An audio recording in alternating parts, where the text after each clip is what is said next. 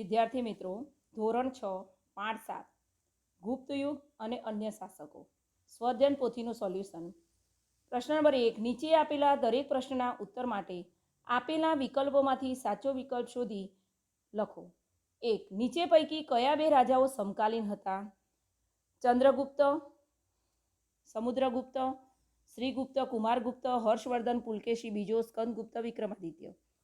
તો સી આવશે હર્ષવર્ધન પુલકેશી બીજો. 2. ચંદ્રગુપ્ત બીજો ફાહિયાન, તો હર્ષવર્ધન, તો સી યુએનસાંગ.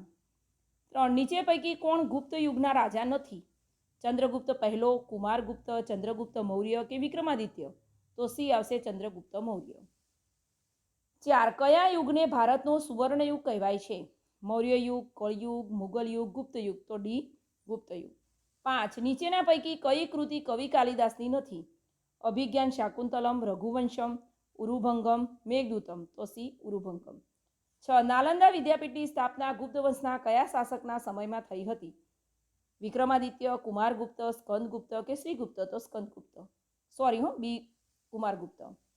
7. મહારાજા ધીરાજ ચંદ્રગુપ્ત પહેલો દક્ષિણાપથના સ્વામી? તો ડી પુલકેશી બીજો. 8. નીચેના પૈકી કઈ કૃતિ હર્ષવર્ધનની નથી? કાદંબરી, રત્નાવલી, નાગાનંદ કે પ્રિયદર્શિકા? તો એ કાદંબરી. 9. રાજ્યના દસ્તાવેજો સાચવવા કોની નિમણૂક કરવામાં આવતી હતી? મહાઅશ્વપતિ, પુસ્તપાલ, મહાપ્રતિહાર, મહાપિલુપતિ? તો બી પુસ્તપાલ. 10. કાંચીના તો પલ્લવો, રાજસ્થાનના તો એ આવશે ગુર્જર પ્રતિહારો અને દક્ષિણ ગુજરાતના ગુર્જરો. 11. ઈસવીસનની 6ઠી સદીની મધ્યમાં હુણોએ મધ્ય એશિયાથી ભારત પર આક્રમણ કર્યું. તેઓ નીચેનામાંથી કઈ દિશાએથી ભારતમાં પ્રવેશ્યા હશે? તો બી ઈશાન. પ્રશ્ન નંબર 2. બંધબેસતા જોડકા રચો. મહાબલાદ્રિકુત? તો બી આવશે મુખ્ય સેનાપતિ. 2. મહાઅશ્વપતિ? તો સી આવશે ઘોડે સવાર સેનાના વડા. 3. મહાપિલુપતિ? તો ઈ આવશે હાથીની સેનાના વડા. 4. વૈતાલ ભટ્ટ? તો એ આવશે વિક્રમાદિત્ય. 5. અશ્વમેઘ યજ્ઞ? તો ડી આવશે સમુદ્રગુપ્ત. પ્રશ્ન નંબર 3. નીચેના પ્રશ્નોના ઉત્તર 1-2 વાક્યમાં લખો. 1.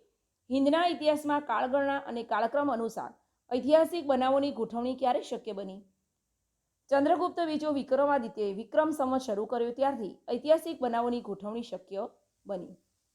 2. કયા રાજવીને શકારી તેમજ વિક્રમાદિત્ય તરીકે ઓળખવામાં આવે છે? ચંદ્રગુપ્ત બીજાને શકારી તેમજ વિક્રમાદિત્ય તરીકે ઓળખવામાં આવે છે. 3. ગુપ્તયુગના કયા શાસકને સિક્કામાં વીણા વગાડતા દર્શાવવામાં આવ્યા છે? ગુપ્ત યુગના સમુદ્રગુપ્તને સિક્કામાં વીણા વગાડતા દર્શાવવામાં આવ્યા છે. 4. કાલિદાસ અને વરામિહિરના કયા રાજવીના સમયમાં થઈ ગયા? તો કાલિદાસ અને વરામિહિર ચંદ્રગુપ્ત બીજાના સમયમાં થઈ ગયા. 5. કુમારગુપ્ત પછી કયા શાસકે મગધની રાજગાદી સંભાળી હતી? કુમારગુપ્ત પછી સ્કંદગુપ્તએ મગધની રાજગાદી સંભાળી હતી. 6. બૃહદ સંહિતા નામનો ગ્રંથ કોણે લખ્યો હતો? બૃહદ સંહિતા નામનો ગ્રંથ વરામિહિરે લખ્યો હતો. 7.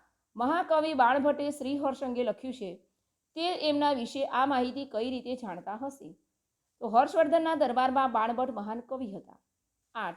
અજંતાની કેટલીક ગુફાઓ કયા રાજવીના સમયમાં તૈયાર થઈ હતી? અજંતાની કેટલીક ગુફાઓ કુમારગુપ્ત પહેલાના સમયમાં તૈયાર થઈ હતી.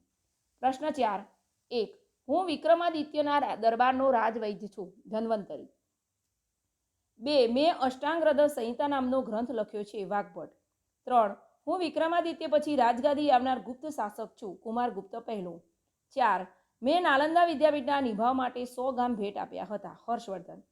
5. હું સોનાના સિક્કા પડાવનાર રાજવી છું. સમુદ્રગુપ્ત. પ્રશ્ન નંબર 5. યોગ્ય શબ્દો વડે નીચેના વિધાનોની ખાલી જગ્યાઓ પૂરો. 1. ગુપ્ત વંશના સ્થાપક ખાલિયા હતા. તો શ્રીગુપ્ત. 2. ગુપ્ત વંશનો સૌથી પ્રભાવશાળી શાસક ખાલિયા હતો. તો ચંદ્રગુપ્ત બીજો.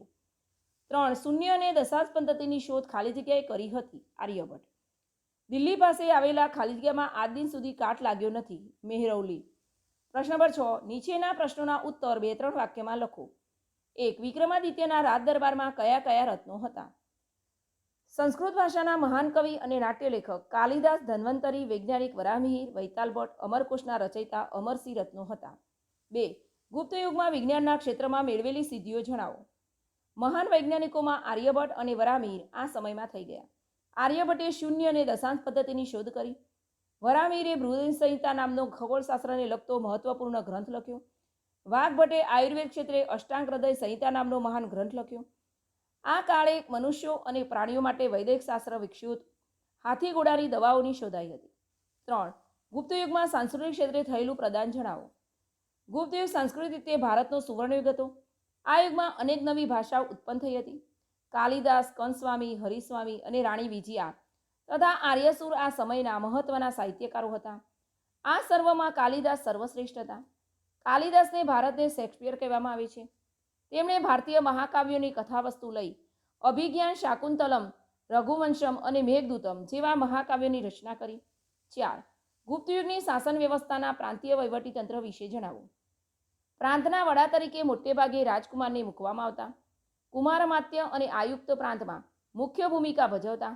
આ પ્રાંતને ભુક્તિ કહેવામાં આવતું, જેના વડા પ્રાદેશિક હતા. પ્રાંતને જિલ્લામાં વહેંચવામાં આવતું. જિલ્લાને વિષય કહેવામાં આવતો. 5. ગુપ્તયુગમાં કયા કયા પાકોનો વેપાર વિકસ્યો હતો? ઉત્તર ભારતમાં ઘઉં, ચોખા, ગાંધારમાં શેરડી, કાશ્મીરમાં દ્રાક્ષ અને કેસર તથા કામરૂપમાં નાળિયેર થતા બંગાળમાં પુષ્કળ પ્રમાણમાં ચોખા તથા ગુજરાતમાં અને સિંધમાં કપાસનો પાક અને બંગાળમાં રેશમનું ઉત્પાદન થતું. દક્ષિણ ભારતમાં મરી મસાલા, રેશમ અને કપાસનો વેપાર વિકસ્યો હતો. પ્રશ્ન નંબર 7. મહાસંધિ વિગ્રહ. ગુપ્તયુગના વહીવટીતંત્રમાં મહાસંધિ વિગ્રહને વિદેશ મંત્રી કહેવામાં આવતા. 2. નૈનાર અને અલવાર. દક્ષિણ ભારતમાં અલવાર અને નૈનાર સંતોએ ધાર્મિક આંદોલનોનો પ્રચાર પ્રસાર કર્યો.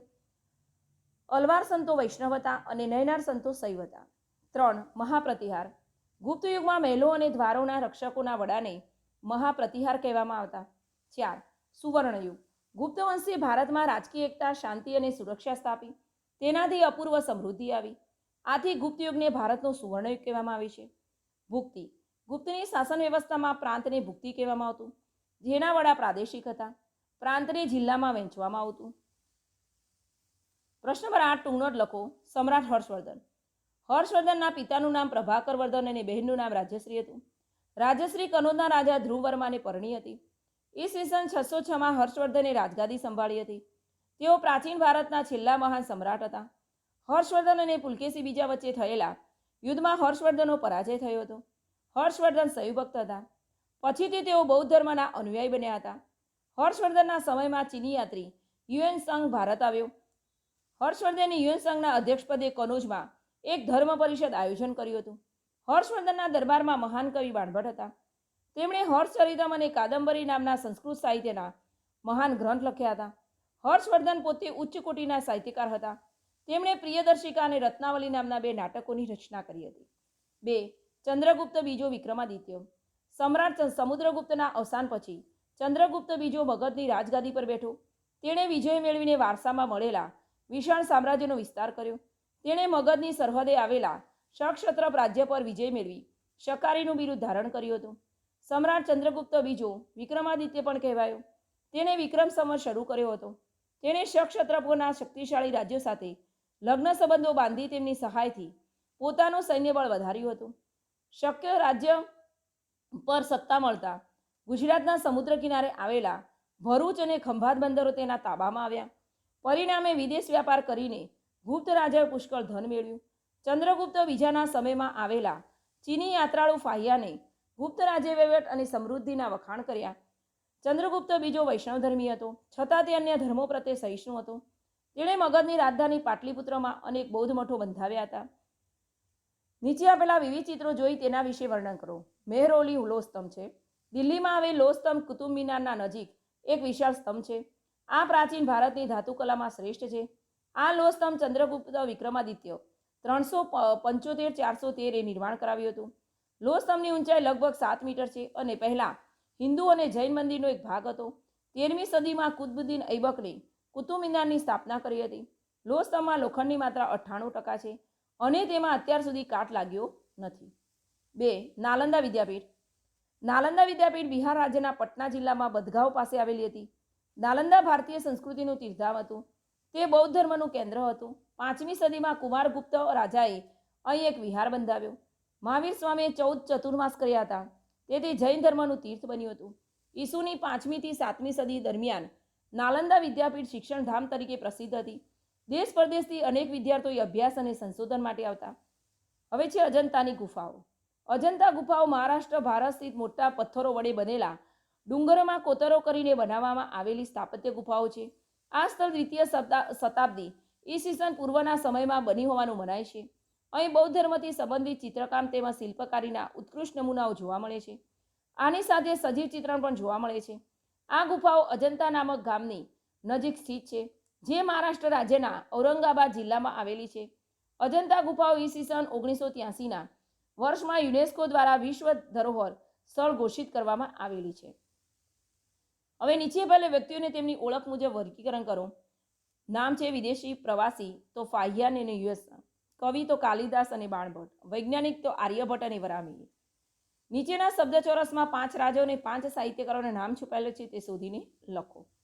કુમારગુપ્ત, હર્ષવર્ધન, વિક્રમાદિત્ય, ચંદ્રગુપ્ત પહેલો, સ્કંદગુપ્ત એ રાજા છે. સાહિત્યકારમાં બાણભટ્ટ, કાલિદાસ, રાણી વિજયા અને આર્યસુર. આ પાઠને જોવો, સાંભળવો અને સમજવાનો પ્રયત્ન